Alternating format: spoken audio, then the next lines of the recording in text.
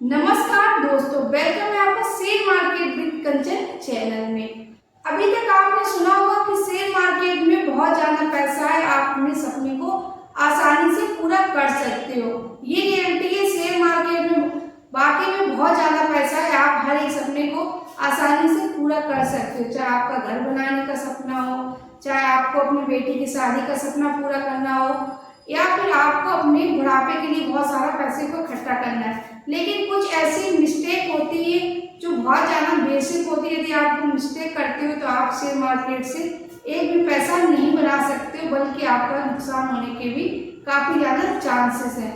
तो आप भी शेयर मार्केट की 5 ऐसी बेसिक गलतियां करते हो तो आपको ये गलतियां भूल कर भी नहीं करना है। आइए जानते हैं वो शेयर मार्केट की 5 बेसिक मिस्टेक कौन कौन सी है। इससे पहले आप मेरे चैनल को सब्सक्राइब, वीडियो को लाइक और बेल आइकन को प्रेस करना बिल्कुल भी ना भूलें। जब भी मैं शेयर मार्केट की वीडियो बनाऊं तो आप तक सबसे पहले नोटिफिकेशन पहुंच सके। शेयर मार्केट की 5 बेसिक मिस्टेक को आपको पता होना चाहिए कि शेयर मार्केट में 5 बेसिक मिस्टेक भूल कर भी किसी भी व्यक्ति को नहीं करनी, चाहे बिगिनर हो, चाहे आप ट्रेडर हो, या फिर आप लॉन्ग टर्म इन्वेस्टर हो। तो आप भी ये 5 गलतियां कर रहे हो तो आपको पता होना चाहिए 5 गलतियों के पीछे का रीजन क्या है। सबसे पहले बात करते हैं नंबर 1 की। नंबर 1 पे आता है लोन या कर्ज। आपको कभी भी शेयर मार्केट में पैसे को इन्वेस्टमेंट करने के लिए कभी भी किसी से लोन लेके या किसी से उधार लेके पैसे को इन्वेस्टमेंट नहीं करना चाहिए। किसी को भी नहीं पता होता शेयर मार्केट में कितनी ज्यादा गिरावट आ सकती, कितनी ज्यादा तेजी आ सकती है। यदि आपने मान लीजिए कोई भी शेयर को बाय किया है कर्ज लेके या लोन लेके, तो आपका पहले से ही आपने जिससे रुपये आपको उसका भी इंटरेस्ट देना पड़ेगा। साथ ही अगर कोई शेयर आपने खरीदा वो भी गिर गया तो ऐसे में आपको 2 तरह से लॉस होगा। या कोई व्यक्ति अचानक से अपने पैसों को मांग देता है तो ऐसे में आपको ना चाहते हुए शेयर को बेचना पड़ेगा, तो आपका वैसे भी लॉस हो रहा होगा। और आप यदि और लॉस में शेयर को बेचते हो तो आपका 2 तरह से पैसे में काफी ज्यादा नुकसान हो जाएगा। तो आपको भी कभी भी किसी से उधार लेके शेयर मार्केट में पैसे को इन्वेस्टमेंट नहीं करना जब तक आपके पास इतना पर्याप्त धन नहीं हो कि आप अपना खुद का ही पैसे को इन्वेस्टमेंट करें। क्योंकि शेयर मार्केट में काफी ज्यादा उतार चढ़ाव देखने को मिल जाता है। कभी कभी शेयर मार्केट 30 से 50% तक भी शेयर गिर जाते हैं, तो ऐसे में स्टॉक में काफी ज्यादा गिरावट हो जाती है। जो भी आपने अमाउंट लगाई होती वो भी काफी ज्यादा माइनस में चली जाती है। तो आपको ना चाहते हुए भी स्टॉक को बेचना पड़ जाता है यदि आपने किसी से कर्ज या लोन लेके पैसे को इन्वेस्टमेंट किया है। सेकेंड नंबर की बात करते हैं तो पीपीएफ फंड या सेविंग फंड। आपने पीपीएफ फंड में या फिर सेविंग फंड में पैसों को इन्वेस्टमेंट कर रखा है, तो ऐसे में आपने सेविंग फंड को तोड़कर शेयर मार्केट में पैसे को इन्वेस्टमेंट ना करें। क्योंकि शेयर मार्केट में बहुत ज्यादा गिरावट देखने को मिल जाती है।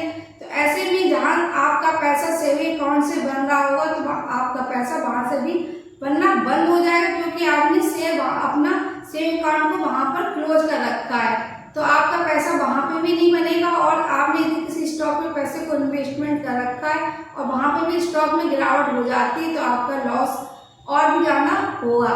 तो ऐसे में आपको भी कभी अपने भी सेविंग अकाउंट को या पीपीएफ फंड को नहीं बंद करना है। आपको सिर्फ वो ही पैसा लगाना है जो आपको लगता है कि आपका ये पैसा एक तरह से स्टॉक में रखा हुआ है कि आपने इस पैसे का यूज नहीं करना है, तो आप शेयर मार्केट में लगा दें।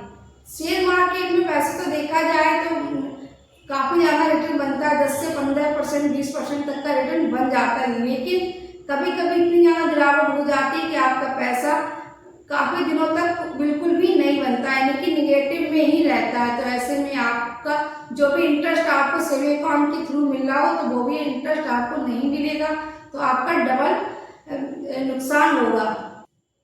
Number 3, never stop learning. आपको शेयर मार्केट में बिना सीखे आपको शेयर मार्केट को स्टार्ट नहीं करना है। जब तक आपको शेयर मार्केट के बारे में अच्छे से नॉलेज नहीं है, आपको पता नहीं है कि इसका चार्ट पैटर्न क्या है, इसमें प्रमोटर की होल्डिंग क्या है, कंपनी का क्या कितनी ज़्यादा हिस्सेदारी है, आप किसी भी म्यूचुअल फंड में कितना ज़्यादा पैसे इन्वेस्टमेंट कर रखे। आपको जब तक किसी भी चार्ट पैटर्न या उसके फंडामेंटल एनालिसिस करना किसी भी स्टॉक का नहीं आता, तब तक आप बिल्कुल भी शेयर मार्केट में पैसे नहीं लगाएं। पहले आप शेयर मार्केट को अच्छे से सीख जाओ, उसके बाद ही शेयर मार्केट में पैसे को इन्वेस्टमेंट करें।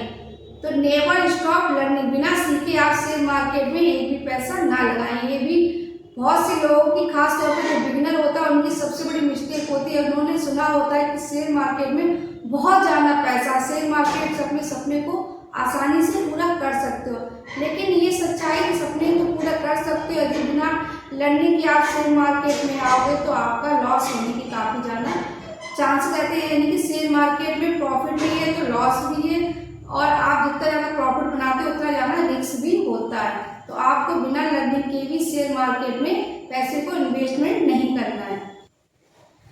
Number 4, intraday stock. आपको इंट्राडे स्टॉक में पैसे को बिल्कुल भी नहीं लगाना है। यदि आप बिगिनर हो, आपने अभी शेयर मार्केट की शुरुआत की, तो आपको बिल्कुल भी फंडामेंटल एनालिसिस करना नहीं आता, तो आपको स्टॉक में इंट्राडे नहीं करनी है जब तक आप शेयर मार्केट से अच्छा खासा पैसा नहीं बना लें, क्योंकि आपने अभी तक शेयर मार्केट में पैसा नहीं बनाया।